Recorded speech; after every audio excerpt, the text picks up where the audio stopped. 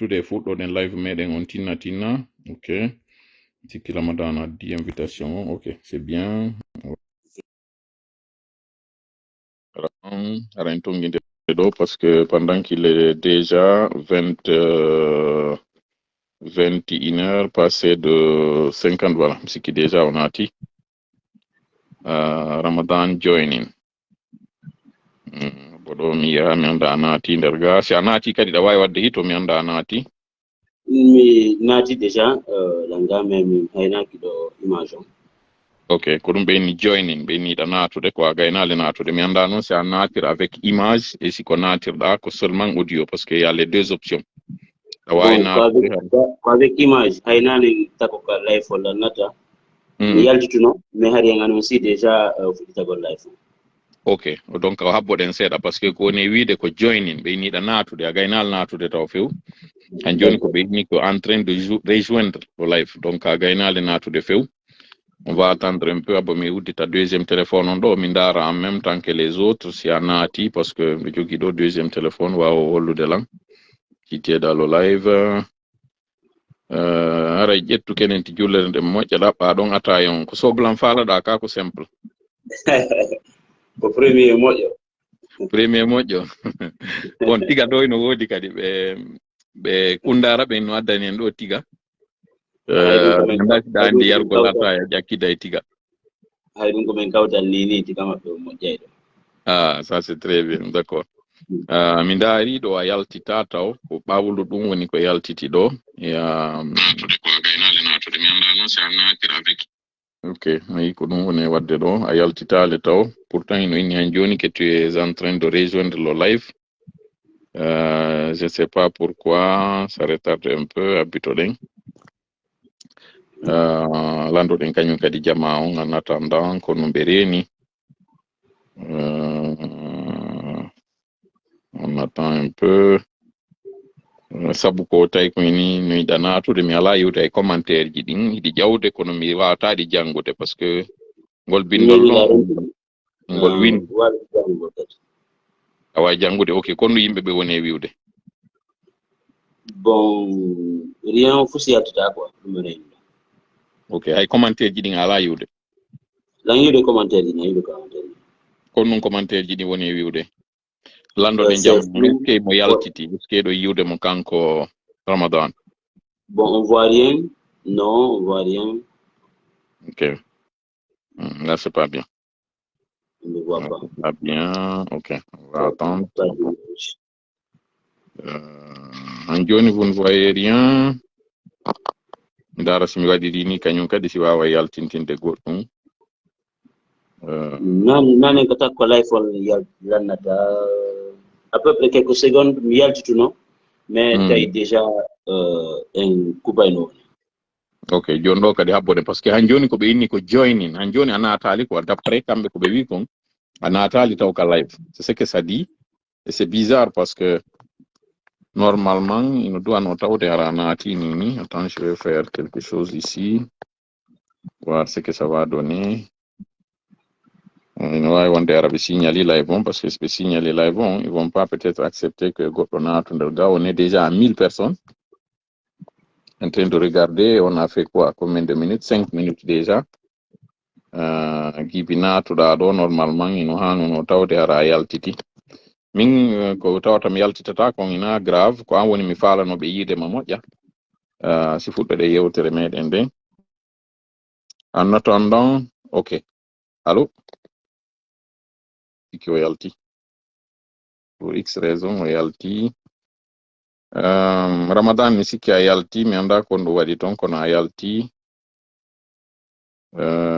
habbo ndaren kadi goɗɗo si mi wawa ƴettude ɗo goɗɗo mi ƴetta e goɗɗo ɗo ni comme ça au hasard yo goɗɗo addi invitation ɗo mi ƴetta mo juste ndarugol si tawi ko piyu gotum ku waɗata wonɗo wono yo addi invitation n'importe qui mi ƴetta mo ɗo juste pour quelques secondes ndarugol tun si on ɗon naati si ko piyu gotum ku waɗata ok habbo mi ƴetta Ousmane bon apply ngol mi ƴetta o ɗo mi ndara si tawi ko gotum waɗata va voir miɗo wattude ɗo goɗɗo waɗuɗo logo président Aliou Ba andintinen président Aliou Ba eno naɓa kaso ngo tawata fus président Aliou Ba waɗa enen guine ɗen jooɗi ɗo fankani ɗum ɗon CNRD ɓe waɗa koɓe faala. Ok, ɓe ajoutude ɗo goɗɗo kono mi anda si mo andi ko no natirte par ce que ino tournude fi wattugol mo. Il redémarre son téléphone, ok, c'est bien. Il va redémarrer son téléphone, on va voir, c'est une très bonne idée. Joni o ɓeɗo bay ɓe ƴettali mi ndara no mi ƴettira goɗɗo goo. OC Blanc miɗo ndarde ɗo no mi ƴettira mo kanko ko waɗɗo logo frappe on, donc priorité aux gens de frappe. On va voir, ok, ɓeɗo mi ƴettiɓe ɓe ndarude ce que ça va faire avec son intervention. Ok, ɓeɗo naati ɓeɗo ɓe naati fewɗo ina joyni woni e wadde ɓeɗo holli ɓe naati. Est ce que ono jama on iɗo reeni ɓeɗo? O se iɗo reeniti? La renditi ko totola. Ok, joni laaren kadi jama on, est ce que jama on ino renti on kadi? Jama iɗo renti ɓe? Wombe renti. Ok, ɓoy mi yi on ɗo iɗo yaltiti, ɓoy mi daari ɗo. J'ai vu iɗo yaltiti, donc en andi joni ɗo ara kanko so artiti normalement o way feƴƴude. O se konto won ɗon e ko honno innete ɗon arana o se on tun. Bon min ko Mamma Saydou Ba mennete ko Tindiyani Jeya mais fenɗo ko Guinée Bissau woni mais woni ni fayda déjà toujours mi suivete ko YouTube ko Facebook ala weltanima yo Allah ɓamtitima koto Amin ya jokkuɗa ko mene ine weltori. amin. Mi wata wiide fof ine weltori kono mene nouvelle génération o ine weltori par ce que ko wonɗa tiɗɗinde kon fof ko gonga nde ku kadi yo Allah ɓeydu tiwo. Amin ya rabbi. Kumani Kurba. Está bom? Bonna birgajo. Ɓe kuɓi. Portugere ande ne ɓendi moƴƴano. Ok, joni Ramadan e yiɓe ɗo ɓe yewti e yiɓe mi weltanike ɓe ɗo moƴƴano ko wontir ko ɓe jibinande kindi a wontirɓe Guinée Bissau. Ara mi weltanike ɓe kadi duwaji ɗi waɗi ɗo ɗi yo Allah jaɓen ɗi joni ara ɓayɗen mari koɗo ara jonne mo priorité on kono na min few kupiɓe wallahi kupu tun mi anda ko ɗum ara so tawi kamɓe tigi ara ɓe décidi yoɓe yaltu taw kono ara en weltanike ɓe moƴƴa en jarniɓe ɗe weltodirani fewɗe e golle on ɗe wadde ɗo ko golle men en fou wiwɗen iɗen andi hari en landike demande fi marche on janggo à Dakar demande on woni refusé ɓe jawali haray noon haalaji buyno wowlede fimum wiwɗe yen addu goɗɗo e tawɓe ɓen ko kañum waɗi o jippiro ɗo ɓe yeto en tigi tigi ɗo yoɓe yaltoyde nanga déformugol wowla ko tawatan ha gonga adden ɓe kamɓe ɓe yeeto en kon ɗum woni ko feƴƴi toon tigi Sénégal en même temps kañum kadi en yewtay fiiɗe carte électeur je ɗe tawata ɗe addama kono e yiiɗo monsieur ɓeya on ko Jammalal ko ɓe wi kon Jammalal Bari ko ɓe wi ko wondema carte jeɗen ɓe saliɗe jonnude guinéenɓe ɓen ɓeɗo si tawi no woodi ko humpiti fimum ɓe yetto en tigi tigi ɗen andi ngol ɗerol ko waɗirɗen ngol ko fiyo tawara ko gonga on tigi humpitoto ɗen arana wiwgol ngol ko gonga ha gonga on heɓo ko feƴƴi kon tigi tigi eno feƴƴire noon adden humpite jama on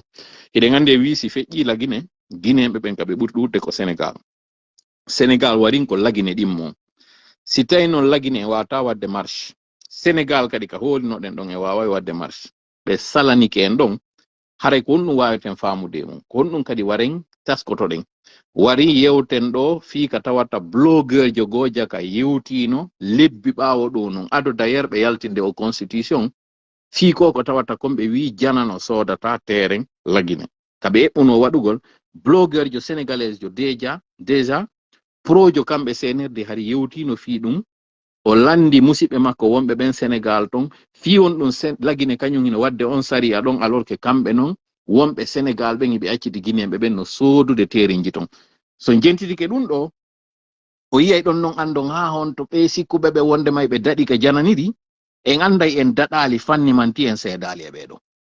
fewndo Sékou Touré hari si a fuutike a yeehi ka Léopold Sédar Senghor a daɗi sa fuutike a yeehi a hewti ka o fo e Boigny haray a daɗi kono ɓeɗo noon hiɓe fondi a daɗata hay ka jananiri a daɗi wo si tawi a woni ley koyɗe maɓɓe mi anda si ɗon andi ɗum ɗo fof hare Ramadan addu invitation mi wawa ma ƴettude mi diminiya yimɓe wonɓe ɗo ɓen fi yo tawata tawara addino invitation maɗa on ara mi wawa liide parce que no holli mi ɗo 25 personnes ino landi tawegol 25 personnes ino landi tawegol ɗo mi ndara so tawi si mi réduisi nombre on si mi wawa yiidema Alpha Bari Alpha Ba Diallo Labe Dara bon aray Ramadan joni ko an habba nani sendite moƴƴa yewtere nden fiyo mi wawa humpitude on ko feƴƴi kon tigi op en attendant mi yiɗo cousin an Elage Bari mi jettamo ɗo en attendant yo Ramadan arde sabu e wayrindiri 1000 combien personnes woni darde ɗo ara Elage Bari ɗo ƴettude ma ɗo en attendant koɗo meɗen o yo hewtude fiyen hiwrondir jama on kañum kadi anda kombo woni momi hiwroto ɗo min Elage Bari yenge parce que no wodi ara yandu ɓen mo no wodi kañum kadi ɓe andama sika wonɗa ɗon siɗa wawi yewtude ara mi naɓani mi accepti invitation mo waɗɗa on fi yiwgol ngol si tawi no ƴettude en attendant argol Ramadan on Ramadan ara meɗen habbima Alpha Bari Diallo Oumar Alpha Bari ok bon an joni a yaltitali ɗo ok bon on Elage mi anda so tawi aray ka wonɗon simo wawi yewtude mi kupi en attendant mi dara min tijjoni simi wawete yiwde Ramadan parce que nan démocratie ni ayiɗa aɗa redema arde téléphone maɗa on bo mi yaalima ɗo joni aray ko an tongi en no hettorɗa ɗo wo ara meɗen habbima andintinen ko ɗerol meɗen ngol FRAPP Front républicain pour des actions patriotiques en synchronisation e tola tengela toɓɓe ɗe wannoɗen ɗen ka live meɗen arano en yewti fi konko CNRD eɓɓi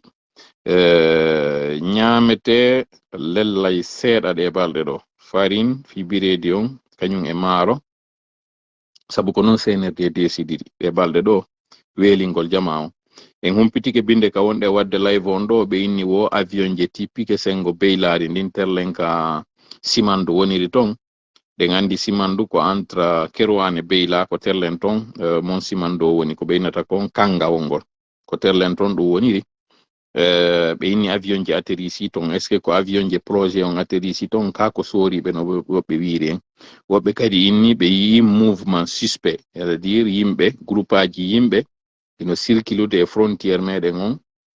hakkunde meɗen e Libéria hakkunde meɗen e Côte d'Ivoire iɓe circulude ton yimɓe ɓe tawata ko ɓe non identifié andaka ko homɓe woni ɓe kono ɗum CNRD eɓɓi waɗugol en anda arten noon fi ɗi nayi ɗo ɗi tawata ara en humpitike fi muɗum kolce nayi musidɓe meɗen ɓe dingirayi mi heɗitike ɗo audio mo mi waɗanta on ɗo onon tigi nanonmo ɓen musidɓe meɗen ɗo ko honno tawiri jawle maɓɓe ɗen yaha tawa ɓe jaɓiɗe ko honto ɓe yehi ɓe ittoyɗe ɓe naɓiɗe ka ɓe naɓoy ton kañum kadi ko honno ɓe yehiri ɓe hendi ɓe soppiti ɗe ɗon hara mi faala en jentito ɗo audio on rapidement. Assalamu alaikum. Ok, na oɗo audio ya fe voilà ko ɗum siki attendant Ramadan ara. Assalamu alaikum warahmatullahi ta'ala wabarakatuh. Mi salmini dontono ngan dingiraɓe ɗon may petiɗon potode petiɗon soti sande dingiraɓe maɓɓe tena konate ɗo ala jamati sirifudi salamima kanko fo dingore makko e musidɗo men kala kaɓe heddori e hono leydi wonɓe konate ɗo e wonɓe intérieur e wonɓe kadi extérieur alay ko mi ala sidi bari jalako jibinande jalako ɗo yiɗi konate ɗo alay ko muskila ɗo min heɓinorde baɗɗe ɗo meɗen nayi ka foore jere kori lola ci préfecture Guiyassou donc minen aton nayi ɗe baɗɗe ɗo toriɓe ɓen ɗo gouvernement central mum ɓen ɗo ɓe mi ɗo ɓe ɓe farti dingiraji amen ɓe jettani men ɗon teren ko citte mettati nayi jeni ɓe accito sokki ɗin ton ɓe addiɗi ha loola ɓe ari ɓe senditi ɗon ɓe ƴetti ɗon ɓe satti otoje ɓe waɗi destination e nokkede kala ko ɓe faala bon ɓe ƴettano nayi marienjo kadi toon tele miiɗe goɗɗum ɓe ƴettano nayi monsieur men kadi toon buy moƴi suka gomma dabala nende Aboubacar ɓe ƴettan noon toon tele nani sambinde tête e musi men kadi buyton be jettande be nayton be mo be nay be sarti e nokkede fo be senditi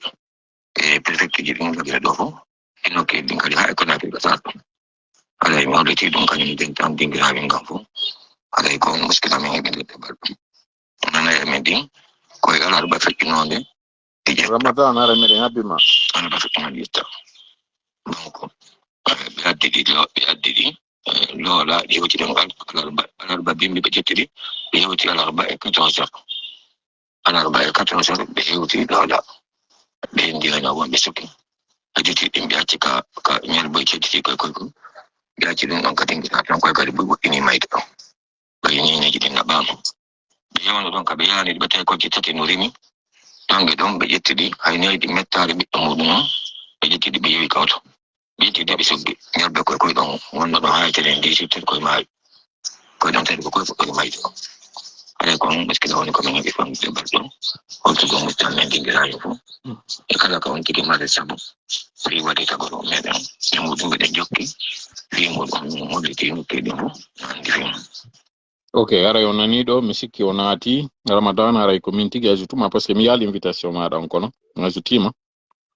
j'ose espérer que joni allez la bile invitation do nanda simben no yide me milan yitade do ok mi sikki tunga naati parce que joni na joinin woni wadude joni wi naati quoi ok haray ko sadi ma ko toli ka derol meden do wonande be wonbe daruden be andinen ko wiyetedo Ramadan Ba wontirando en sengo Senegal mo tawata ko kanko woni hande mo wernuden on do fi yewtugol ko fewndi konka leydi meden e ko fewndi konka gada keeri meden sengo Senegal ko do woni haray hande mottondiral meden gal fi yewtu fi mudum haray ko adi ko taw ko sadi mada ko toli ka derol meden do nam haray on weltanama on monsieur Tola golleji kon don wadde kon fu fiindi leydi men do fi ko kafude joni nder depuis duuɓi heewɗi ni ɓe waɗa nder ɗo golle ɗo haray ɗon weltana kadi ko invituɗen men haray ko ɗerol men ɗo ko mi artintiɗen jewtuɗen fi piiji ɗi kafuɗen haray tigi tigi on weltanama min ko Ramadan Ba mi innete joɗoɗo fewɗo e Sénégal acteur société civile e nder depuis duuɓi heewɗi par ce que ɗino fuɗɗi activisme yagal mum ngal depuis Conakry ka men ha hewti Sénégal ɗo kañum kadi hino kadi CNRD on ɓay ari waɗi en dal l'obligation kadi yen waɗu toujours combat yen toujours yen funiso effort fi yen ñeɓin démocratie ka men e ronkata en fi yen tabintudu noon ka leydi men. Merci beaucoup vraiment mi weltike moƴƴa ko no jaɓuɗon nota gongol kon ɗo e konko wonɗon e waɗande fo kadi sengo ton ko tawata mede ɓe nen andi kono woɓɓe go anda justement noon ɓa yaray ko fijama wonɗe yewtirde on andi ni ko hombo woni Ramadan Ba kono no woodi fayin haray ko woni min humpitaki moƴƴa on wi tun kon acteur société civile mi faala andude fewndo ɗo Sénégal ko organisation ji jelu jogiɗen ton maara ndemmo joɓere nde wiwɗon ɗo e ɗon tawa e muɗum e nder on organisation ɗon ɗo waymi yewde ko hombo woni on onon Ramadan e ndemmo joɓere ɗon e konko min noddidi on hande ɗo ko humpitagol wonde may ɗon faalano waɗude seppugol holla mettu ɓernde e sengo Sénégal on ton yewte en ɗum ɗo juɓɓudi muɗum gibika ɓundo haa ka elugol ɗo nam haray sewri on posani une question ko mo woni lartelen sengo ka acteur société civile nam haray hilan tawa wonɓe coordonnugol ɓe hande action ji société civile on ɗo wontitude kadi parti politique ji organisation société civile ji gono ɗo les FNDC e nda sen jetti parti politique go wono modèle parti modèle on eten parti UFDG on RPG Arc-en-Ciel UFR ɓeɗo fof ko moƴoɓe ɗanndanɗa hoore ma ko moƴoɓe guinéen je jooɗiɗe ɗo tawde hino tawtude e ɗe golle ɗo si wuti ɗon kadi no woodi kadi moƴoɓe ɗanndanɗa hoore ma heeɓi duuɓi heewɗi buye men hino anndi ɓe wonɓe Sénégal ɗo wonɓe haɓande fi yo saria ñiiɓo e leyɗe ɗen fi yo démocratie ñiiɓo e leyɗe ɗen fi ɓen haqqeji mum ɗi yo teddine e telen sengo kaɓe woni wo ɗum ko o mouvement wiyeteɗo yana mar donc ɓen noon kañum kadi haray hino tawtidi e ndumuraɗo ndi men fokkintinnoɗo ɗum ko seppugol waɗugol ko wonten ko marche e holla opposition men on holla mettu ɓernde men nden no leydi men ndi wona naɓirede noon ɗum kay kadi haray ino tawti ɗon frappe dégage France Guillaume Marie Sagna on ino tawti ɗon kañum rado on ino tawti ɗon hay kañum doyen Alioune Tine mo buyi andi ancien fonctionnaire international mais aussi acteur de la société civile haɓanɗo duuɓi heewuɗi fiyo sariyaji ɗi ñiiɓo e leyɗe ɗen fiyo démocratie et respect des droits humains ñiiɓo e leyɗe ɗen on kadi hari mo tawti e nden mojoɓere amen ɗon donc haray min ƴettuɗo eɓɓore wonno wiiɗon non joni fi waɗugol marche kañum Sénégal ɗo Dakar ɗo holla wondema wona fokkintina ɗo kon min tawta hande min tawta janggo min kadi min accataɓe ɓe gueɗa ko ɓe faala e leydi men ndin par ce que leydi ndin ko kafandi kamɓe tun ɓe wawata desugol no leydi min ndi naɓirte noon donc aray ko ɗum wonno koye min men ɗo woni ɗo kadi wonno mojoɓe ɗe anndanɗa hoore ma hine wontidi télé gollidugol sengo Sénégal ɗo wawa waɗugol o combat ɗo waɗa pression mo hanɗe wadde on ɓe anda wondema naafi haray ɓayɓe fankiniɓe ɓe ga nder leydi nder toon enen wonɓe ka yaasi ɓen en wawata fankude par ce que hiɗen e andi ko noon haqqeji men ɗin hiɗen woni kadi jaloux e liberté ji men ni donc enen e maɓɓe haray en naɓay ha ɓaaroyen ma ha e hetten victoire par ce que souvent e combat ji men ni fof ko enen sakkito hettugol victoire si Allah jaɓi haray mi weltanike on ɗo moƴƴa konko tawata on andini en ko hombo woni on onon e ko honde kadi woni ɗe mojoɓe tawɗe ɗen ko ɗe ɗo woni ko jonnidiri juuɗe fiyo ɗum ɗo waw latade on yewti ɗon fi Aliou Tine min andano ɓe hino tawa e mum ɓe tawata miɗo andi fewno ka élection ji ɗi watno ɗo ko ɓe fof daranino daditi fi no kañum président Macky Sall teddinira saria on e fi kañum président Diomaye Faye e premier ministre Sonko yo haqqeji maɓɓe ɗin wawu hiwede andegol ɓeɗo fof no tawama Guy Maria Sagna o taw ɗon e yi ko wonno wadde kon ka assemblée ɗum a CEDEAO en andi jaka ko yimɓe ɓenduɓe wona noon kadi yannamar mo kala yeggitali ɓe no wirɗon noon ɓe heeɓi duuɓi buy o yewti kañum kadi fi frappe dégage France kono mi nanaɗo yewta ɗo fi frappe nde mo joɓere nde tawata haray minen meɗen tawa e mayre sengo lagine kañum kadi ɓe wakkili Sénégal toon kadi ɓe woodi ɓe tawdano e moɗon ka ɓe tawdaka ina woodi acteur ɓe frappe ɓe andanno hoore mon hara wonɓe très actif frappe ɓe jama on fof andi tawdaɓe ɗe golle ɗo wonɓe waɗɓe golle ɗen en place wonɓe ñiiɓi golle donc téléngo sengo ɗon haray jama on kañ kayno andi golle ɗen waɗede ka terrain acteur ɓe tawaɓe e mum ino e mum téléngo sengo ɗon haray ko haɗum mbawiyata merci beaucoup aray on jarama joni noon koko eɓɓuno ɗon ɗo laataki mi yi hanki ɓatakuru ino jindine ɗo wondema on salanama heɓugol ngol janngo ko inete kon autorisation yanane gongol fi on yaltu hollo mettu ɓernde moɗon on mi faala andude taw ko ɗum woni soñja taw mo tawata haray kala fokkintinɗo sifa ɗum ɗo heɓay ka fuɗɗode taw ɓay onon o wawi saabu nodditugol ɓeɗo fof napi on welkon fi on hawrali e ɓitta toon seeɗa kaapiji ɗin e welanno on fi ha ka hewtuno ɗon ɗo fi heɓugol salon e fi heɓugol autorisation on fi o conférence de presse moɗon taw mo hanki nam haray ka fuɗɗode taw wonno wiirɗen noon nane combat kala jokkuɗo combat mo andanɗa hoorema combat laaɓal ko faala e mum koko moƴƴi faala e mum yalanno andude haray wona ko hoyi wonata en fof noon hiɗen andi kala ɗaɓɓowo ko laaɓi hay wonande kañum ɗaɓɓowo jawdi ma ɗaɓɓowo hay ɓengu si hawri tun ko laaɓi ko wona ɗaɓɓude a heɓata ino yombiri a heɓata no hoyiri kuuɗa heɓay ɓe mum donc en andu andude combat on combat sattuɗo honto sattende en fuɗɗi téléngo sengo ɗon fayde wona sattende moƴƴa ko tawde tun ino woduno e règle ji hannoɗi respectede ka muɓidirgol jama men on ka muɓidirgol ɗi feddeji tawtodiɗ ɗo fof jolli doole c'est le lieu même remi kamɓe ɓe andanɗa hoorema koɓe hooreji fédération parti politique woni ɗin kañum Dakar ɗo e Sénégal ɗo ko weltanagol ɓe saabu esprit de fédération mo ɓe mari on e esprit de collaboration mo ɓe holli on weltanon kañum kadi bon pas mal yono yarnamar e facilituɓe han communauté guinéen on e yiɗugol maɓɓe jooɗo wona e tabal gotal haray tigi tigi on ɓe fédéroɓe ɗo fédéroɓe ka RPG ka UFDG ka modèle ɓe ɗo hara yiɓe weltanan de manière très particulière yoɓe tawdede e o combat ɗo nam haray sattede arana nden sen ƴetti wono sengo ka prépargol manifestation o mais wawno ƴettugol ka eɓɓoji amen ƴettugol wono salle relais on nde tawde ko kanko ɓuri marde facilité accès e kañum kadi ko nokkure yaajunde ɓayɗo ngannduɗaa sen udditi jama men on busnoto to hannde guinéen ɓe gino faala hollugol mettu ɓernde mo waɗi men décidi wonde mamen ɗon yehi han fayida weetay kañum conférence de presse on waɗe si ɓe inni men wondema ɓe wawata jonnugol saal on kono heɗen nganndi haɗa kadi ko honɗum woni e ɓaawo ɗum ɗon ko juuɗe honde woni e ɓaawo ɗum argument mo ɓe wi men on ko woni tum ɓe wawata men jonnugol saal on ko ma men laɓɓa autorisation donc yirti ɗum ɗon min wawi waɗugo déclaration yaafo ɗon ɗon taw arten ɗon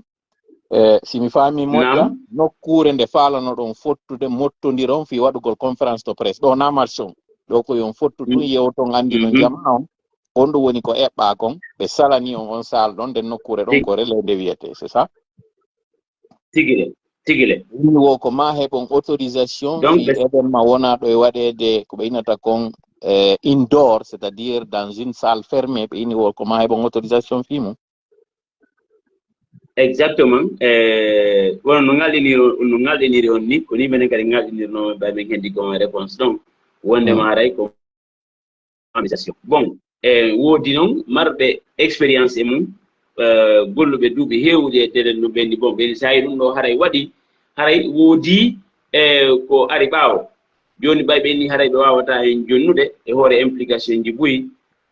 toujours enen hiɗe mari alternative haray joni en nattiray ka siége yanna mar ko ɗum adduno wono jama min bus falnoɓe tawdede ka kañum conférence de presse adinoɓe yigol communiqué on ɓe heɓano accès communiqué in ɗo wondema haray ittamare le nattirama yof ka siége yanna mar donc woɓe bus gittuno yaari ton woɓe guynotuno élément ɓe an ganduɗa ma harano ka teeɗen ɓenni ɓene min aridede kono men taw naaɗo ɓeni ɓeni programme on changé no communiqué waɗa kayo communiqué on donc ka raɓɓinɗigol min wawi waɗugol conférence de presse amen on e ka siége yanna mar e jama men o nooti guiné noon kadi wonɓe ɗo ɓe nooti e presse étrangére woɓɓe koye kañum kadi wawno notagol ara tigi tigi o yewta eɓɓodeji eɓɓa fii waɗugol num haɗi o seppugol moƴƴuno nden waɗugol janngo e ala on donc kañum kadi wutede waɗa déclaration fotana e hunde wodere e eɓɓoje eɓɓano ɗen fii no marche men o wawɗo laatagol hara fof hino sécurisa fof hino waɗa en bon terme e wawi min wawno waɗugol ɗum ɓayni min seeri ɗon ɓaari jama on ino habbi e andugol confirmation fi marche e sawri laaɓe sotude sen so ɓe autorisé taake ok donc fewndo waɗayno ɗon conférence de presse on ari on hendaki jaababuye on ko on ɗum woni ko saria on eɓɓi fi ngal mottodiral ɗon c'est ça komin watta kon kaka fen conférence de presse amen on min hendi e ka fen conférence de presse min hendi wondema haray ɓe wawata jaɓalngol men yomin waɗu kañum marche on donc bon ɓay haray noon piiji ɗin ko combat koma alternative jigo ndaare haɗa koye nder ɗum ɗum min wonno ndaargol alternative jigo si heɓotono e min wawano laatingol marche on ko adduɓe wondema haray marche on wawete repoussede ha yeeso e yontere dimanche janngo kayen kadi par ce que mi profita ɗo min décidi menugol action ji laŋade ɗum noon kadi aroye andinen ɓe honɗum aroye e ɓaawo ɓe salanogol e ngo marche ɗo justement en ara e ɗum ɗon joni ɗum ɗon kaka lannitode areten huuɓinoyen ɗon kono mi faala en yiltita ɗo seeɗa eno ɗi piiji yehiri noon e o landike nokkure nde tawata ko argol tun yewta andi no jama on ko on ɗum fewndi ɓe acci ha ñande weeta e waɗe ɓe wi on ko ma heɓon autorisation onon tawɓe ɓen hiɗon ka nder société civile sénégalaise na nde fuɗɗi ɗon ɗo on yewti duuɓi buyi ɗon tawano e ɓe dariɓe daditi fi no nunɗal tabitira ka leydi meɗen fi no haqqeji yimɓe meɗen ɓen kaɓe woniri ɗon tigi no ɗi teddinire hari ha hande on nani ka inna ɗon sifa o événement ko ma heɓon permis ma heɓon autorisation fi waɗugol ɗum dans une salle hari ha hande ɗum waɗi e organisation ji wonori ɗon min fof ɓay min yewtidani fi e fottan wondema hari ha hande sifa ɗum ɗo meeɗali wadde e leydi sénégal jeeyaka e sariyaji maɓɓe ɗin jeeyaka e procédure ji maɓɓe ɗin e kañum kadi tigi hay sa ndaari règlement intérieur kañum o gestionnaire ɓe e règlement intérieur nokkure wonde ɗon nden gestionnaire ɓe waali men hollugol ko wonto ɗum windi donc ɗum hay meeɗa wadde ɗo meeɗa heɓude e nder leydi sénégal ok arten kadi fayin e konko tawata on waɗi joni conférence presse moɗon on ka siége yannamar e weltanike ɓe ɗo moƴƴa konko ɓe waɗi ɗon onon kadi on jarama ko tawi ɗon ɓerɗe moɗon laƴitali ha walli noon ɗum ɗo acci toon wiyon hande kadi on découragé ke on weltanama kono ɓayi on ari ɗon kañum kadi normalement ko combien woni délai on fi yeetagol goɗɗo si tawi ko landi kon fi mon jaɓama e si jaɓaka est ce que fewndo kaɓe jaaboto on ils étaient dans le délai bon disons que délai wowi wono min organiser ɗo e manifestation ji fi andintingol wona e fayda ha veille ñande marche on siɓe andinamen won waylatingol marche on kono ɗo ko honɗum woni ko ngallini kon itelen jaababuye maɓɓe on mo ɓe waɗi on ɓe précipiti e jaabagol men bien que minen mi respecti délai franji ɗi ɓaɓay nayi jour franji no 72 heures on respecte ɗum ɗon mais jaabo on e 72 heures iɓa jaabagol men au bout de 48 heures e au bout de 48 heures iɓawi men jaabade mais parfois ko ɓuuri heewde kon ko 72 heures on ɓen e tard presque dans la nuit mais ɗo ko kamɓe tigi noddi téléphone ɓe inni haray iɓe jogii lettre momen haani hendagol kañum mojobere yanamar nen haadi hendagol ɓay kamɓe yewno déposi lettre manifestation ɓe noddi ɓe précipitamment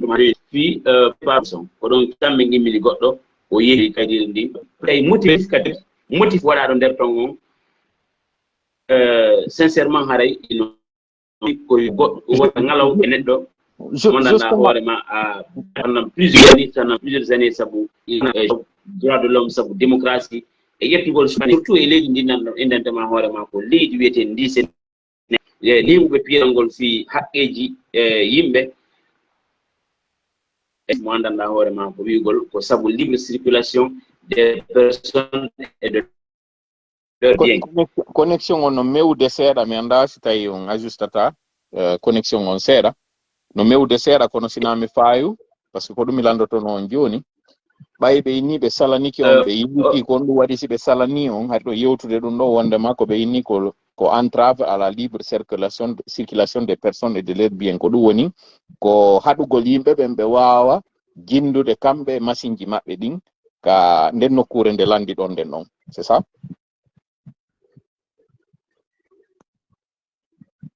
allo monsieur Ba Ramadani ɗon nanude ayi connexion kaɓe woni ɗon connexion waywasi o jiiɓoto seeɗa aray faditoɗen ɗo seeɗa andintinen ko monsieur Ramadan Ba acteur société civile sengo Sénégal Dakar woni ko wernuɗen hannde ɗo iɗe yewtude maɓɓe ngol ɗerol meɗen ɗo frappon coupé yaltite redémarré téléphone on arti toon par ce que connexion on ɗo jiiɓike few min ala nande joni ndaare no yaltiron redémarre on téléphone on darton connexion moɗon on sipo wifi wonɗon gollirde ndaaro no ɓanniro wifi on kon seeɗa takko mon fino mi wawa nanirde par ce que koko wonɗon yewtude ɗo no hitti moƴƴa no jama on no haani humpitagol anden ko honno darirtoɗen daditoɗen ka fewndiɗo sabu mouradu ɗum ɗo hewti e nokkugo tawɗo ko hulɓiniɗo si tawi lagine en sakkete ka jananiri kañum kadi sakkeɗen aray hani ka anden ina piwum sama kala woni ka fokkintinɗen ɗo na kadi sama kalaɓe wonɗen e cippirudude ɗo e muɗum ko ma jama on immo net daro dadito haray noon e wii o koɗo meɗen ɗo iɗen yewtitude makko monsieur Ramadan Ba mo yetade en kaɓe salana taw waɗugol conférence de presse tum simple conférence de presse ɓe acci à la dernière minute ɓe wi en ka relais ɗon ka tawata jama on le micro est fermé ɓe ni le micro est fermé lenuma Thiangel Jules Souleymane bon le micro est fermé Thiangel Jules miɗo addanano capture d'écran message mo ɓe waɗno e hoore am c'est pas grave ko saɗi maɓɓe ko tooli e derol ɗo woni tun aray commentaire ɗo waɗi nokku goto toon e ley direct goɗɗo mi andike ɗum ɗo parce que ko mi anditiri inde nden ko Jules Souleymane on ko ɗum waɗi si mi anditiri Ramadan artiti de wattude mo ɗo ka live o landitano en ko woni e yewtude kon fi muɗum ɗo aray faditoɗen ɗo seeɗa bembungoɗen muññeɗen ha o naata ɗo si on sikki ɓe wonɗen piiridude ɗo ko arduɓe Samakala na arduɓe Samakala o yiiɗo rapport mo ɓe waɗi Standard & Poor's ko firme de notation tawɓe hiɓe yeeto jama on ko on to économie leydi ndin ko on to ndi fewndi kaɓe wi lagine heɓi B+ noon ko note mo tawata ko ɗin leyɗe ɗe tawata économie majji on ino selli ko ɗen wawata heɓude ɗum ko honno CNRD wawide waɗirde ɗum ko jawle jeluɓe jetti ɓe yehi ɓe hibbani ɓe fiyo ɗum ɗo wawlatade ɗin ɗon pijji fof en aroyay détail golɗi moƴƴa andina jama on ɓeɗo hiɓe haɓɓitiɓe gollitira jawle ɗen fo haray Ramadan mi sikki artiti voilà ɗo joni no laaɓi c'est mieux parce que miɗo udditi deuxiéme téléphone on haray nane hiɗe yewtude noon hari ɗo yewtude hollon koɓe wi kon ka nder lettre ka ɓatakuru koɓe wi on kon ko sabu ɗum ɗo woni koɓe salani yiltitoɗen e ɗum ɗon seeɗa. Nam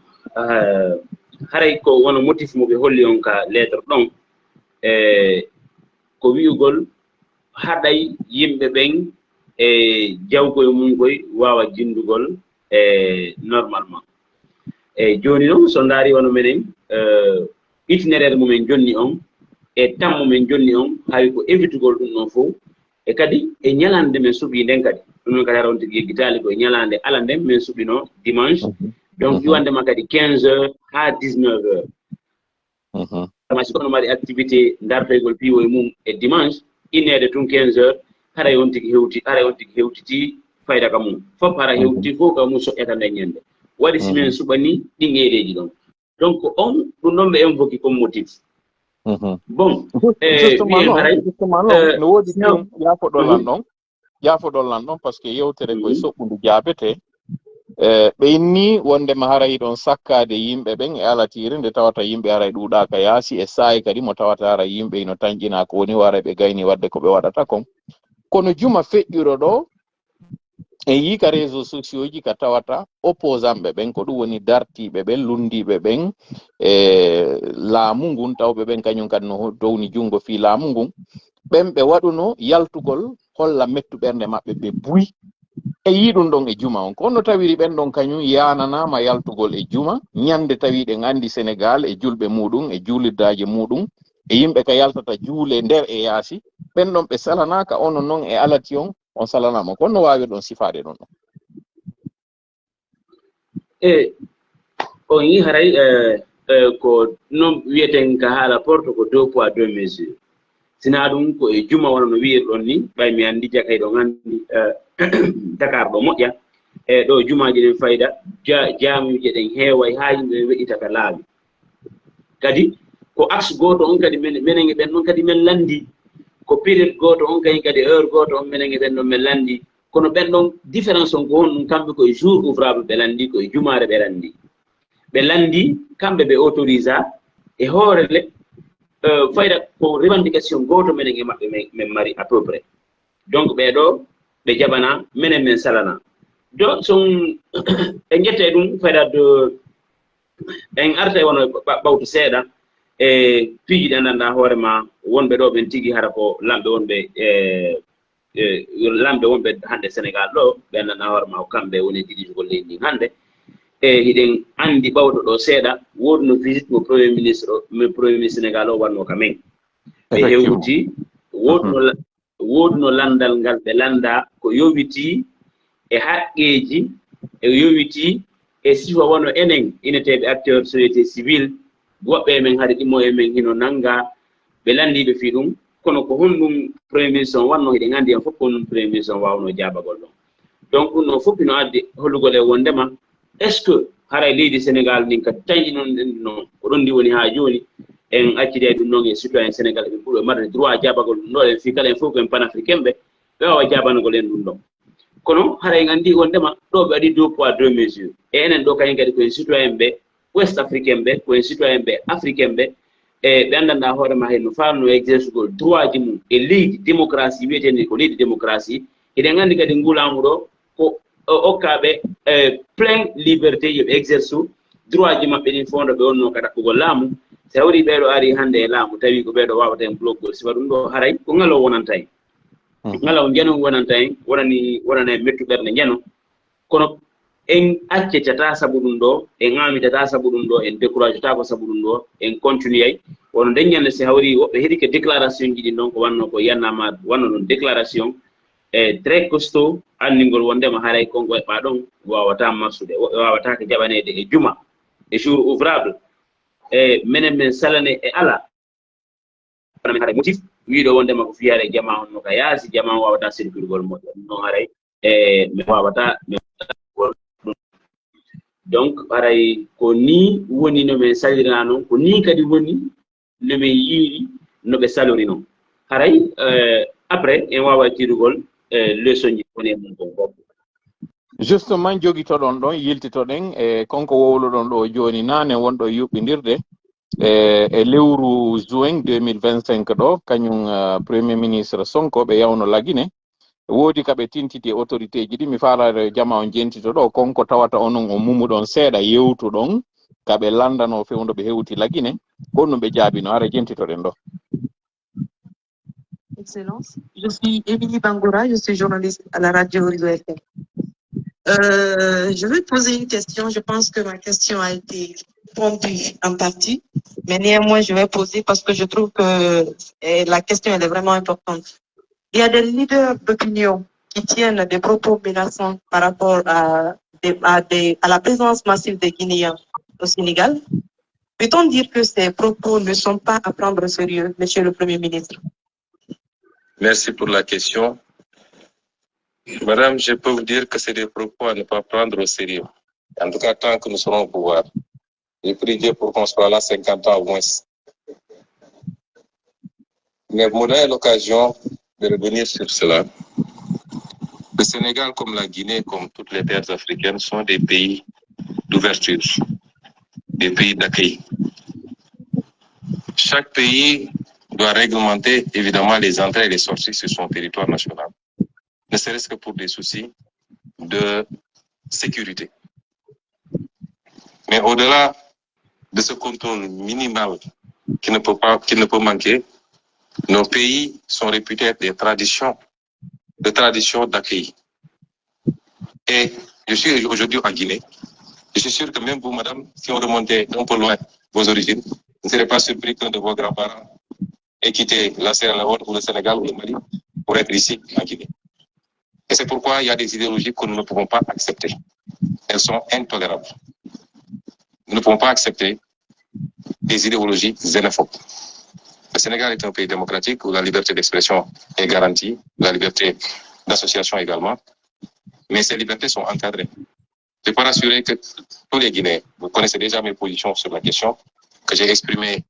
à toutes les occasions à l'Assemblée nationale lors de la campagne électorale. Je peux rassurer les Guinéens qui vivent au Sénégal, qu'ils sont chez eux, qu'ils continuent à être chez eux. Voilà. Et je sais. Il a dit qu'il rassure que les Guinéens qui sont au Sénégal sont chez eux, ils peuvent s'assurer. Milando Ondo est français. Lorsque vous avez déposé la demande, vous l'avez déposée en tant que Guinéen, sous une organisation guinéenne ou bien sous une organisation sénégalaise? Bon, d'abord, ce qu'il faut souligner, c'est qu'il n'est pas possible selon les... Oui, allez-y, allez-y. Vous m'entendez? Oui, oui, très bien, allez-y. Donc, ce qu'il y a lieu de préciser à ce niveau, c'est qu'au Sénégal, juridiquement, une organisation ou une entité, quelle qu'elle soit, ne peut pas déposer une lettre d'information à vouloir manifester si vous n'avez pas de récépissé. Et si vous n'êtes donc pas enregistré au niveau des autorités en tant qu'entité sociale ou entité politique. D'où la collaboration avec le Y'en a marre et l'ensemble de la société civile sénégalaise. La société civile sénégalaise était la déposante de la dite lettre au niveau des autorités locales et demandeur de cette manifestation. C'est ce qui a même, il faut le préciser, irriter la colère des organismes de la société civile sénégalaise, d'autant plus que c'est un droit qui leur est réservé par les règles démocratiques, mais également par les lois sénégalaises. Donc, à ce niveau, c'est cette précision que je voudrais faire. Merci pour cette précision. Nous aussi, nous avons voulu faire cette précision parce que d'aucuns pourront venir et dire vous êtes en train d'abuser, vous n'êtes pas sur vos terres, vous êtes à l'étranger, certainement vous n'avez pas respecté les règles, voilà pourquoi on vous a refusé la marche, alors que l'organisation du vendredi, elle était demandée par une organisation sénégalaise. C'est pour ne pas laisser cette porte à ceux-là qui viendront pour déformer les faits que nous avons tenu à faire cette précision. Donc, à résumer, c'est les lois sénégalaises. Effectivement, parce que... Allez-y. Oui, effectivement, parce qu'ils peuvent refuser de comprendre le motif. Déjà, le motif invoqué, ce n'est pas le fait que nous soyons des Guinéens demandeurs d'une manifestation. Le simple motif qui a été invoqué dans la lettre, c'est le fait que cela la libre circulation des personnes et de leurs biens. Bon, c'est ce qui nous a surpris, très surpris, d'autant plus qu'on a accepté le mouvement tournant la page de manifester un jour de vendredi. Et dès après la vendredi, il faut le préciser, dès après la 14h du vendredi, les gens sont rassemblés au point de départ pour le point d'arrivée afin de passer leur manifestation. Donc, on n'avait pas pu comprendre le motif invoqué de manière globale. Okay. Est-ce que vous vous reconnaissez dans cette parole du Premier ministre Sonko qui dit que le Sénégal est une terre d'accueil et que les Guinéens doivent se sentir comme s'ils étaient chez eux? Est-ce que cela cadre avec ce que vous avez vécu ce vendredi dernier? Bon, nous voulons leur laisser encore la chance de se rattraper. C'est peut-être une erreur de leur part, c'est peut-être une omission d'un certain nombre de règles et de principes. C'est peut-être un fonctionnaire qui est voulu que nous ne manifestions pas. Nous leur laissons le choix de voir entre le principe et leur volonté personnelle afin de nous donner l'autorisation de manifester. Parce que ce qu'il faudrait comprendre, c'est qu'en République Guinée, aujourd'hui, les gens sont privés de leur liberté, des médias sont fermés, des activistes sont enfermés. Justement, nous allons y arriver tout à l'heure. Nous allons écouter la suite, justement, de l'interpellation de notre journaliste par rapport au cas dont vous étiez en train de parler. Donc, voilà pourquoi nous allons continuer tout à l'heure. Les Sénégalais qui vivent ici, que j'ai rencontrés hier,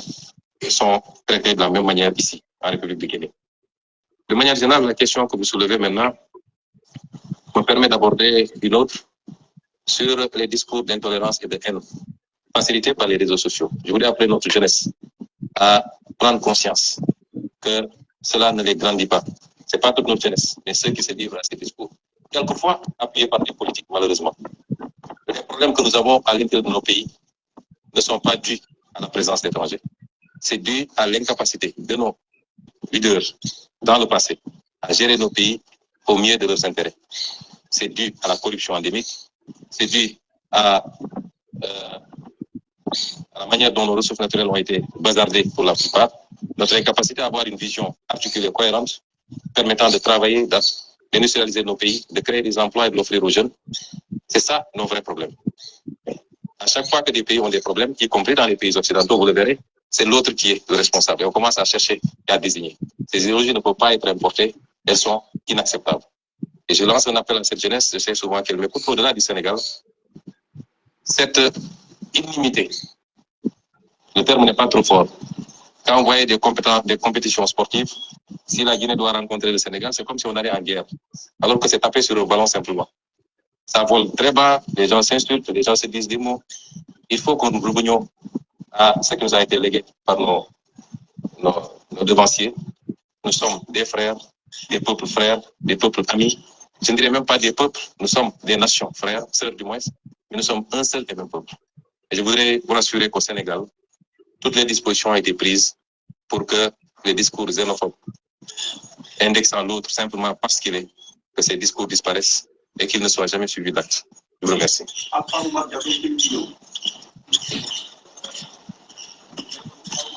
C'est bon.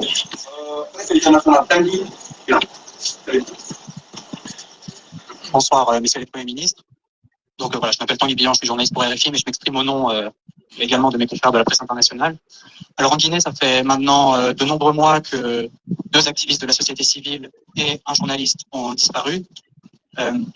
Des organisations de la société civile sénégalaise et guinéenne ont interpellé le Premier ministre sénégalais Ousmane Sonko sur cette question. Ils ont demandé de s'exprimer auprès des autorités guinéennes sur cette question. Alors je voulais savoir si aujourd'hui, au cours des rencontres, est-ce que c'est un sujet qui a été abordé et est-ce que vous souhaitez profiter de ce moment devant la presse pour vous exprimer à ce sujet? Merci pour la question. Je suis venu ici pour une tournée économique et voilà une question évidemment politique. Monsieur Tanguy, les États, quel que soit le niveau de fraternité et d'amitié qu'il y a, les États ont des réalités internes qu'il faut respecter. Aujourd'hui, il y a des gens qui sont arrêtés au Sénégal pour différents délits, qu'on peut qualifier, certains qualifient de délits politiques. Et ce n'est pas aux autorités guinéennes de venir au Sénégal nous dire ce qu'il faut faire. Je m'abstiendrai par respect de venir en Guinée pour avoir à dicter aux Guinéens ce qu'il y a à faire. Si mes relations amicales et fraternelles me le permettent, et si je devais en parler, ce serait en douce, amicalement, mais je ne viendrai pas ici dans une conférence de presse pour vous dire que j'ai dit ceci ou j'ai fait cela. Et je pense que globalement, ça doit se passer comme ça. Nous nous préoccupons mutuellement de l'évolution de chacun de nos pays, puisque la stabilité de chacun de nos pays impacte, ou l'instabilité de chacun de nos pays peut impacter sur les autres pays. Nous sommes déjà assez confrontés à la question sécuritaire dans beaucoup de nos pays amis et frères. Mais ça ne va pas au-delà de cela. J'ai suffisamment d'expérience politique pour ne pas venir ici vous dire j'ai dit ceci aux autorités guinéennes. Ça ne relève pas de ma compétence. Mais je... Vous aussi, vous l'avez entendu. C'est de ça, je pense, vous étiez en train de parler tout à l'heure quand vous avez dit que cette réponse n'était pas une réponse qui était celle qu'on avait souhaitée, surtout de la part d'un gouvernement qui est venu après des protestations, après des contestations, en fait, qui a été porté au pouvoir par la jeunesse, par sa fougue et par sa détermination. Est-ce qu'aujourd'hui, avec du recul, quand vous voyez ce qui s'est passé hier et vous faites un lien avec cette réponse qui était un peu ambiguë, de la part de quelqu'un quand même qui a dit que ce sont 2 pays, ce sont une nation d'ailleurs sœur, ce sont 2 nations sœurs, mais là où il dit qu'il ne voudrait pas parler d'un problème interne à ce pays-là. Quelle interprétation vous pouvez faire à ça? Bon, disons, en tant que panafricain, en tant que quelqu'un qui lutte pendant plusieurs années pour les droits de l'homme, je ne pourrais jamais me taire sur des questions d'injustice pour qui que ce soit et d'où que ce soit. Cependant, nous allons, comme je le disais tantôt, donner aux autorités sénégalaises de se rattraper à ce niveau. J'ose espérer que pour nos futurs demandes, ils nous accepteront parce que là, nous sommes en train de nous pour les droits humains, les droits de l'homme, pour nous battre dans ce pays dont aujourd'hui, même les ressources sont en train d'être dilapidées. Les personnes sans sécurité, nous partons déjà vers un référendum qui reste où il n'y a Votre connexion se dégrade, M. Ba. Elle se dégrade fortement. On dirait que la ligne se dégrade. Je ne sais pas si c'est le cœur qui manque. Ok, il va Mme Kadiatouba qui fait suffisamment de cœur. Est-ce que c'est parce que les gens font moins de cœur? On dirait que le live est impacté. Joni arten kadi fulandaren awasi tawi on wawete nanade ma yalton arti ton kadi. Ok, ndaren si tawi joni ɗo mi wawa yon nande. Miɗon nande lan. Joni miɗon nande oui. Konko yewtuɗon ɗo e français ɗo wawi yiltitade mum e pulal no yiruɗon noon ko feƴƴi kon Sénégal e nde yewtere nde tawata premier ministre Sonko lewru jeegaɓor ndu yawno lagine landa kono ɓe yiiri guinéenɓe ɓen no wona e yewtirede fi maɓɓe ka réseau sociaux ji woɓɓe wola firaragol ɓe o wi o tawta goɗɗo goo noon landimo inni Fonike Mengue Billo Ba e Habib Marwan no e kaso konnum o yi e ɗum ɗon kanko tawɗon ɓe nadama e kaso e hoore tooñe kon ɗum o mari ko o yewtatama est ce que o yewtidi e Guinée est ce que ɗum ɗo mo yuɓɓidiri ɗum ɗo e koko salana ɗon ɗo en wi'ata wondema haala kan e ko waɗi kon feppodira. Nam haray déjà ko min jaaba kon taw min ɓuri e tanƴinade haray ko faljere woni e kadi ɓay haray autorité jaabi men himen eɓɓi kadi déposé gol demande go fi heɓugol autorisation e demande arowo on haray himen ɓuri e tanƴinade e ko waɗi kon nde ñande wattata hande kadi himen faala yoɓe wallu men ɗo dowi yamen ndi min holla wondema ko woni wadde ko leydi amen ndi min tawta e no ɓe woni e wallirgol noon e ɓe min opposé mum ɓen waɗirgol activité ji mum ɗin haara min ɓuuri e tañƴinade ɓe walla min minen kadi min waɗa activité ji amen ɗin ɗo ɓe wawi min jaɓangol ɗum noon ɓay saria on haara hino yanani min tenen so ƴetti yuɓɓidirgol yewtere kañum premier ministre Ousmane Sonko nam oui allez-y nam sawde en ƴetti yuɓɓinirgol yewtere kañum premier ministre Ousmane Sonko e koko waɗi ɗo en guinnayi bon haray no premier ministre Ousmane Sonko inniri noon enen hiɗen hawti kay teddin leyɗen fof kono en tant que panafricain en wawata fankugol e tooñe ɗe andanɗa hoorema ko tooñe bagagol goɗɗo majjinanamo ɓengore makko nden e suuɗamo e jama makko suuɗamo yimɓe leydi makko nden salo kadi waɗugol enquête tefoore anda wonde makko honto ɓeɗo yaari ɓay ɓeɗo wona citoyen ɓe ordinaire ɓe ɓennanɗa hoore ma rewi ɓe ganda citoyen ɓe andaɓe fi mum andaɓe e leydi ndin andaɓe kaɓe hooɗi ɓe wawno namanede convocation simple ɓe nodde ɓe lande bonnere nde ɓe toñira nden kono ƴettugol ɓeɗo majjina ɓe seedeɓe kadi yalta inna haara tigi ɗi on ko laamu ngun e jokkuɓe laamu ngun waɗi ɗum ɗo haara en tan en tant que panafricain haara no woodi konti wola e mum kono hiɗen ɓuuri e tanƴinade kamɓe autorité west africaine wonɗo ɗo ɓe wawa en wallude ɓe wawa waɗugol jugol e poids maɓɓe on fof ɓe walla en hetten ɓe yimɓe men ɗon si hawri kamɓe ɓe wawata waɗugol e relation ji maɓɓe ɗin e acca en enen population Guinée on berwo ka wonjoɗen e nder leyɗe maɓɓe ɗen e berwo ka wonjoɗen e nder leyɗe Afrique ɗen wawen hollugol mettu ɓerde men ɗen lutten contre ɓeɗo vraiment ɓe woni e wadde kon en tawta en jokkata en wawata kadi tawtugol. Ok. Haray démocrate jaabike e nder commentaire ji ɗi mi yi o inni 2019 landal aranal waɗano ngal sala ɗimmal go waɗoya noon si jaɓa justement noon joni mi faala ɗo kadi nanen o yewti fiɓe wonɗon cippirde ɓen e muɗum ɓe yiiɗo kamɓe ka ɓe mottodiri e nokkure mi anda kono nde wiyete kono yi sal mo tawata kamɓe ɓe natuno e nder on sal ɗon ɓe hebbini arnoɓe ɓe wi ko fi wuy on yiltitani en ɗon seeɗa yewton ko honno ɓen ɗon kañum ɓe landino demande ko honno kadi ɓe wawi hebbinirde on sal ko homɓe kadi anduno ɗon immi no dari fi ɗum ɗon e ndin leydi Sénégal par ce que ni mo yi ɗum ɗon yi onon on salanama e wawa wiide woɓɓe jaɓanama woɓɓe salanama yewte en ko anduɗon fi ɗum ɗon. Nam simin arti e telen ono ɗimmoɓe amen ɓen ma ɓe innete ɓen hannde ko kamɓe laami leydi Guinée ndin propagande mo ɓe organise no ɗo on Daniel Sorano ka grand wiyeteɗo grand théâtre haray ko adi kon tako andingol jama men o andina kala wonɗo e pirangol fi ɗum ɗo ɓeɗo de men ɓe ƴettaɓe jonna nduuɗi mi anda sewri yimɓe noon nande lan jawɗe won ɗum noon mi anda simɓe nande image on ɗo yeehi waɗi flou min miɗo nande on abbe mi dara commentaire ji ɗi min miɗo nande on miɗo reni on kañum kadi e oya deuxiéme téléphone ko woni no mewde tun seeɗa kono miɗo yiwde on joni habbe ɗo e nder kon ɗo yiwde ko mi darora commentaire ji ɗin si woda e goɗɗo innuɗo wondema be ala on yide kono mi do réunion do no laabi pos yimbe kadi no wakkili wano o ya on CD do ino wadde commande duma kerji moƴƴa aja kajjatu ba kanyum kadi la frappis no wadde kerji moƴƴa donc ara ƴawne kerji din no wawonde ara ko dum woni jourde live o we continue monsieur Ramadan donc wien haray ko mbuudi bus ben be jettanobe jonna ko wonno kadi hoore mun nen ko kanyum ambassadeur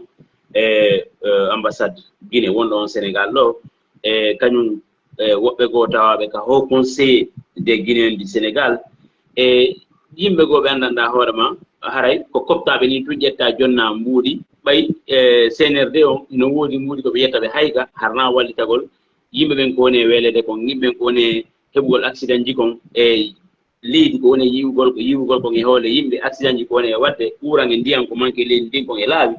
ɓe ƴetti des centaines de millions de francs CFA mi précise non de francs CFA ɓe addi ka leydi ɗo fi waɗugol on propagande maɓɓe ɓe yehi ɓe ƴetti salle wonɗo yeeso ɗo mo ɓenata Daniel Sorano e Buy Jama men mo Grand Théâtre on ɗum ɓe waɗi e nder ɗum ɓe ƴetti mbuuɗi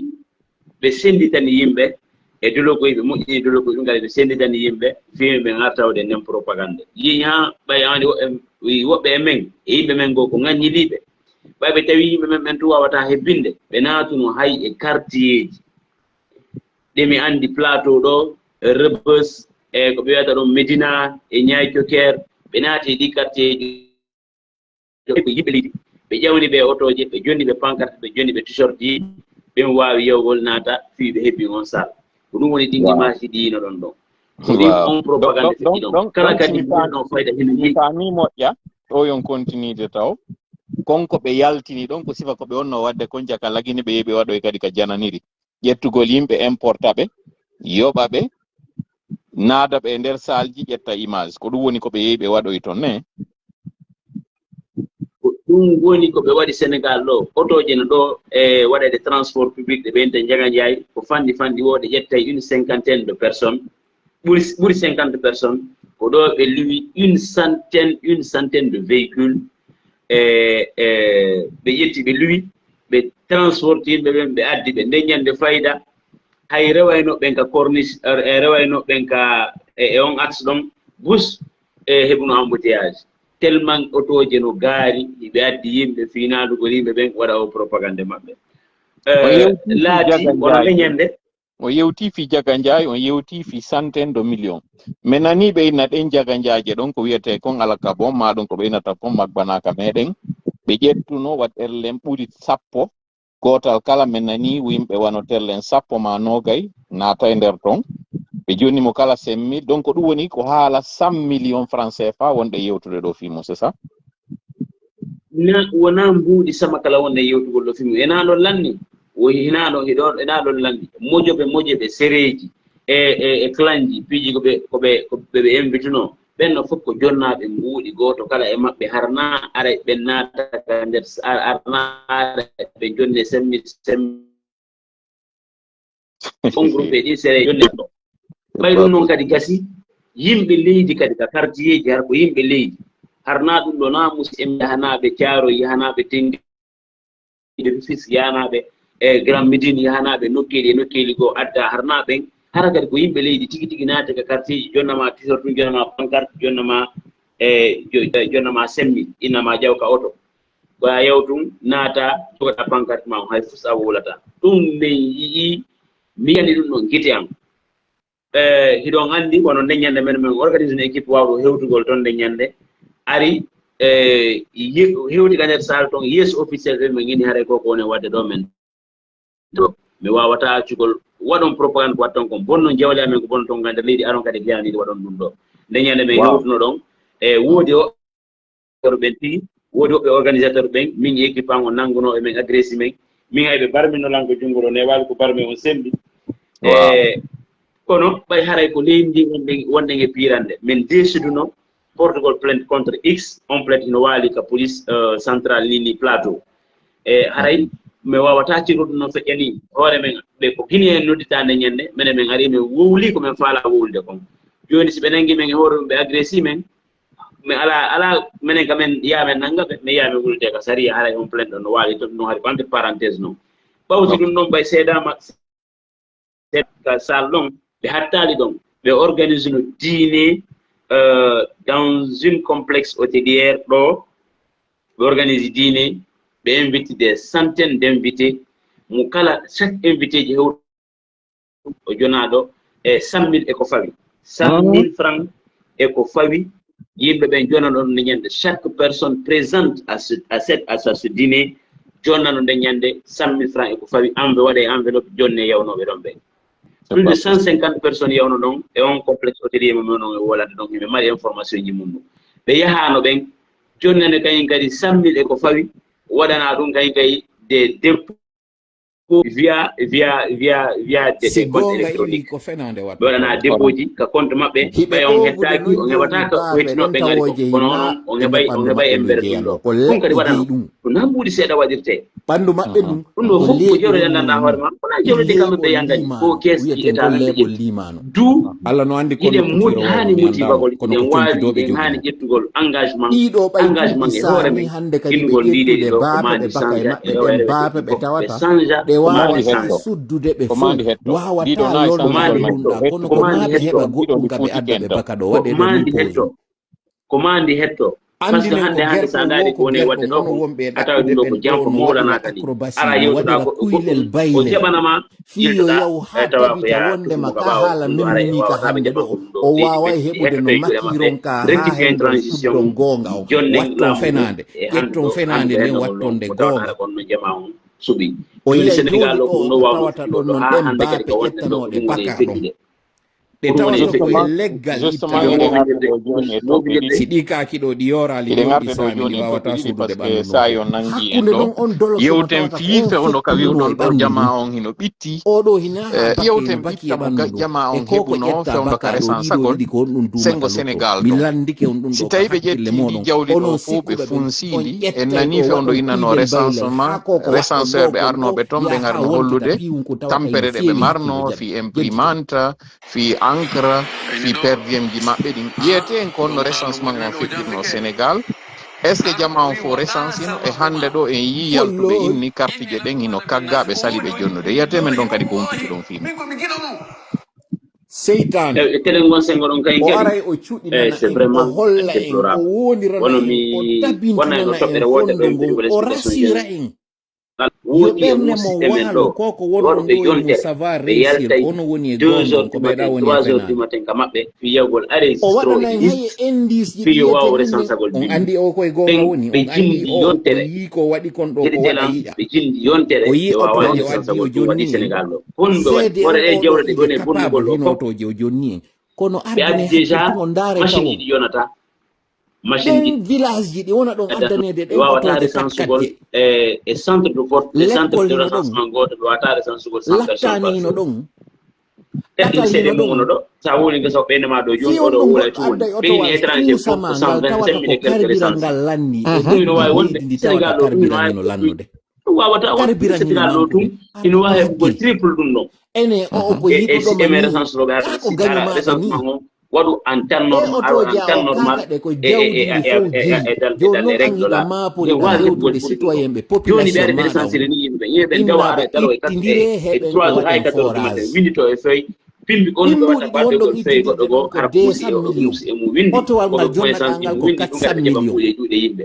a gollitiri hakkil amo sous-préfet ɗo a gollitiri hakkil amo citoyen jo yimɓe wawade recensagol yimɓe ɓen surtout karpinɗingol ɓe ka village e iwti ɗon yimɓe ɓe soñjamo ɓoɗenamo ɗo fewɗo kadi yettugol ɗe carte je fiyo ndiyam natuka nder ɓeygure mi o yi ha kamɓe ko sadaka ɗum jaariya ko nafani yimɓe ɗo fof ko gonga tigi tigi on minen min gueɗi guereteɗe ɗen fof kono fi on ɗum mi ittirta ka jawɗe am min yimɓe ɓe mi waɗa konko tawata yimi ɗo ittira sengo go ɗum mbuɗi no ƴettede yahi détournoye otoje no soode adde fina seeɗa jama andon na hakkil wonɗon gollitede na enen hani seedugol laawi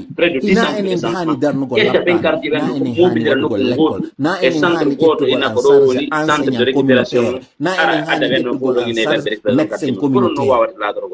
déjà waɗi ene ɗo ɗiɗo noon ko e yimɓe tan ko yanani enen ɓe ƴettude au niveau des hanoɗe au niveau des forces hakkeji vives meɗin ɗimɓe au yaaɓe niveau de la waɗoyaɗi goɗɗum synergie ngo ko tawata e kala nafata wonɗo hen piirangol ɗo fine jama tout ando yen ko accude ɓe e hakkilti golle woni en maɓɓe ala wadde par ce que gollitirde mascarade bone wadde ko kuddi wonɗe so yi ɗum wadde ɗo ɗum fof ɗo yimɓe ini suude ko yimɓe billahi waɗa wallahi peut na être carte barkini mum ne jooɗo ka cuuɗi a mum ɓe wolay na tun carte ɓe gole innama tested mbiyano ko hen ɓen min kaɓe jogui woni cuuɗi tun mum hiɓe ɓe heɓude jooɗo nafaji carte jeɗen maɓɓe ɗin e ɓeyde noon ko wallay carte woni ɓe hoore jogui men kon ɓen noon ko billahi carte na ɓe suuɗi wallugol kon hoore men wonde ɓeara ñande falladi élection ko nafsi formalité biyadi en fallay woni hoore meɗen ñande sélection o par ce que ɓeara eɗen ƴetti formalité ji maɓɓe rondi ɗi dongal ngal mbiyaɓene ko tawata ɗo na dongal résultat o ɗo meɗen résultat allah le ɓiiri o haray daali en la joni ko jama men yukallifullahu ɗum ɗo nafsan findinɓe illa hakkille ɗen ɓe wus'aha anda yoɓe miijo kono jettuɗen jonge fawiɗen hoore ka meɗen recensement dolla ko waɗayno ɗon tawatana ha dow ko lawol ina ɗo ko jenti janggo kadi woni ɗum ko ɗo ton ko entre holno o parenthèse tummi processus waɗi ɗo yaari hande wonande ɓe hande sikkuɓe ɓen ɗo ni ino yewtidede sous préfet finalgo jiɓi mandi suwawatgo hoore on report ko par ce makko que o wona jonne prêt fiyon ɗum ko par sous ce que ɓe wona préfecture o woni prêt ko organisugol burle o o woni élection ɗo o ala ɗin élection wona o collectivité ji inclusive o wonɗi ɗo rewani e jennude lawol recette ɗi ɓe wona mawɗi ɗi prêt tawata o yawgol e o wawa e élection ɗo dankade déjà sina feere ɓe moto yeeyi e ɗum ɗo ko oɗo o sélection bone yahay o wadde rewa e en plus laawi e taw haray koye koko naaseta koye o yaha ha ngulani o feere wona o hewto e la citoyen ɓe makko rusée ɓen du monde oɗo jonne entier kat wal o donc en ala fof hay wonen permis ka o cuuɗi wata ngal holle doggude wondema haray o si hawri heeɓi ɓen taw wone charge chauffeur ji o rusée heeɓi du charge monde entier sur les réparation réseaux o heeɓi sociaux charge wona peuple carburant guinéen on wonata la konko rusée woni e des wadde réseaux on sociaux carburant ɗon mais si ko kamɓe hewtanino kamɓe goɗɗo wiɓe hannde reedujo kamɓe woni ɗum ko ɗo wadde wata no conduite udditede transition dispensaire hay so haray tawi ko kamɓe waɗi dispensaire wata en tawowo ko jaɓu goɗɗo suhamo meela so e hangar salte kanko hakkude tigi mon e allah mo si tawi waɗi on si gollitiri hawri hakkil hono wawataka wonɓe weltoto yewtidanede ɗum ɗo transition hono wonaɓe no wonɓe hannde naɓirede sikkude ko donc hakkil acci woni on jagguede gollitirte e on e tuusa no soi-disant ɓe transition gayniri maɓɓe o wadde koɓe soi-disant watta kon référendum ɗo ɓe maɓɓe ara o ɓe joɗɗen jaɓɓitira ko ɗeɗo galleji fof men gotum deƴƴinoɗen gotum e par yeey ce ka que ko ɓe otoji addaɗe fi yaltede projet ha hette mini leydi men kono on luɓama ɗe hande ɗo ni fi yooɓe justement ko gollitiro ɗo waɗa wonɗen on koɓe huɓintinede faala ko yewtere nde mi weltaniki on ɗo golle moƴƴa seytane ɗen suninilan andugol hoɗugol jaka ngol fi kono darnanagol continue leydi lannani moɗon ndin on barminama en toriki allah on barmi mo heɓuɗon ɗon yo wonan en sadaka fi ngo cippira ɗo yen waw heɓude kuluja e kolgal e nder muɗum joni noon ko on ɗum marɗon ka yewtoto jama on fi janggo o wi yoɓe wonu ka cuuɗi kono est ce que en accitay ɓe hoore maɓɓe on eɓɓa goɗɗum ngo ko waɗa ton e o événement kadi mo wiwɗon yontere janggo hande kadi ka ko yontere hande woni hande kadi landoyɗo rapport on koko lanno ɗo janggo nattiri joni 28 septembre 28 septembre noon iɗen andi ko ñalande mawnude ko on ɗum marɗon ko yettoto ɗo jama on koɓe haani waɗugol ka yalto e wo en salanama kadi en jaɓanama ko on ɗum marɗon hande ka profite ton e o antenne ɗo yeeto ɗon Guinée en kala woni ko wonɓe Dakar woni ko wonɓe ka région ji e warin hina hay Dakar ɗum kala ka Guinée ji woni hande ono Ramadan Ba membre de la société civile et de la synergie daraniɓe fi nunɗal kon ɗum marɗon ko fewɗon sikke mon Guinéenɓe ɓen kaɓe wontiri wo yetoɗon nam haray mi weltanike on monsieur Tola mi weltanike mo woni fof to Dakar ɗo nam haray ko honɗum mari komi ƴewta musidɓe men ɓen taw wonɓe Dakar ɗo ɓen haray en waway yewtude ka plateforme ji andeɓe ko wonɓe ƴettuɗe ɓe ngala ɗo ha sakkiɓe e muɗum ma kañum autorité ɓen tigui salaniɓe ɓen seppu nu janggo wawa en e kalgol e muɗum e ngara e yewde en plateforme ji honɗum woni ko eɓɓuɗen kon janggo e ɓawto ɗum haray en tori yimɓe ɓen yoɓe woni ka cuuɗi wata ɓe tawde ka gorko e debbo jombinirta ɓe tawde ka gorko e gorko jombinirta ka debbo e debbo jombinirta wata ɓe ara ɓe tawde ko wiyete wondema si goɗɗo wari haray o ñawetake si goɗɗo wujji jawle lendin haray o ñawetake wata ɓe arɓe tawde e ɗiɗo piiji wata ɓe arɓe tawde eko diina yawitete eko lawol Allah ngol yeddete en totti kañum kadi un peu partout à travers le monde citoyen men mo kala haqqe makko piirangol saabu leydi makko ndi a waɗata ɗum ɗo fiya heɓe muuɗi a waɗata ɗum ɗo fiya janngo ya okko jamare ma ya okko sakumare waɗata ɗum ɗo ko fiyo janngo ɓiɓɓe maɓe fiyo janngo leydi ma ɗi waɗata ɗum ɗo fi Allah e fi sabila par ce que hay e gooto mi ɗaɓɓina noon hay e gooto ko hoore leydi ɗo woni Amérique woni France woni Angleterre woni Tibet ka ɓaawo pelle to ha hewta Sénégal ko leydi ko menen min woni ɗo hande ɓeeɗo ɓe hettade hoore maɓɓe wona leydi moƴƴitinaɓe mino ɓe ɗaɗitiɓe piiri ha ɓe hetti leyɗe maɓɓe ɗe hande Sénégal ɗo peuple maɓɓe on sino faala kala régime o ɓe faala e ɓernde mum e heure mum ɓe faala o enen kadi ko ɗum hanuɗen imposegol e leydi men ndi ko ɗum hanuɗen hettitugol laamu mum enen peuple on enen jama on e jama haani jogogol laamu wona jiɗiɗo pinka haani jogogol laamu ɓeeɗo hande so mari pinka eɓe jogui pinka ko enen jitti jawle men waɗi en ɗi leydi ha ɓe wawi heɓugol coggu pinka ɓe wawi formation wawi heɓugol o pinka ko ɓenen ɗo hande ɓe waɗi reyi immoɗen dartoɗe ko wonde ɓooy hoore leydi andinen ɓeeɗo ko ɓe heɓi ɗo kon wawata masibo kono no waɗirte kala e men yo noddu hay siko aaden gooto no woodi nananowomo sensibilise ka nder yewtere andinamo wonere jokkugol ɓeeɗo woni ka fulasuji men heɓe hode hannde ko fulasuji men ɓe ina yimɓe men ɓen ton wondema goton ɗo ko sens unique ko ɗo ɗum kosata kono ko goto kosata e ɗuɗɗuma a kosata e hikka laamoto ɗon e ngal ɗo sewri sewri o laamike mo ƴetti engagement benaade ɓe ñappaade ɓe woni hewtigol e jamaji men ɗi haray no yilanno hamde piirangol leydi fiyo janngo janngo maɓe nafataniɗa e maɓe ko ya immo daditoɗa deroɗa wakkiloɗa ŋaŋŋaranoɗa anda si hawri a waɗali goɗɗo wawatta ngabbo hannde communauté international déjà situation international on no woni extrêmement réglementé ko enen firanta hoore men si ɓe wawa arde ɓe wallito e haray ko ɗum ɗo mi nadata jama on yimɓe yo wakkilo yimɓeɓe yo finu anda leydi ndin ko mandi change e wawata wongol ɗum kowawata joni en janggo ɓuran ɓay on ɗon le ka wiya ko ɓe fattotoɓe e nder leydi france fiyon ɗum france no mari hande soñdiago enen kadi wawen pirango leydi men ɗin leydi meɗen change wawagolla e mayri ɓayinde mari ko lannata e jawle haɗa ɗum ɗo wonno ko mi fala yeɗugol jama o wassalam jangende vraiment waaleykum salam onon kadi o weltanama moƴƴa noon hari mi anda yiɗen mari sifa moɗon ɗo e wawde ƴettugol yewtere ɗum ɗo weltinilam moƴƴa noon yiwgol ngol mo cippirona menen tun weltinilam ɗo moƴƴa andugol ɓendirɓe sifa moɗon marirɓe sifa o faale ɗo marirɓe sifa ni o yimɓe no leydi muɗum ɗin wontira leydi iskidi yeeso mi yi on ɗo mi weltori o moƴƴa miɗo andi jama on kadi on kadi commentaire ji ɗi mi yiɗo ɗin ko weltiɓe ɗum haray mi weltanike on inde komi woni wadde kon ɗo ka jippiro ande kadi namenen hana weltanede weltanade sabu ko gonga hanano tawde ko non sabu joɗagol kono mi landike on ɗo mi landike kadi kala wonɓe ɓen ka réseaux sociaux ji ɗum tun combat mum joni ko ɓandu ɗum duuɓi jeeɗi hon ɗum monseigneur Robert Sara e harna combat mo waɗɗon ɓawto o réseaux sociaux kono haray men ɓuuri weltanade e min tori Allah wawlu men jogagol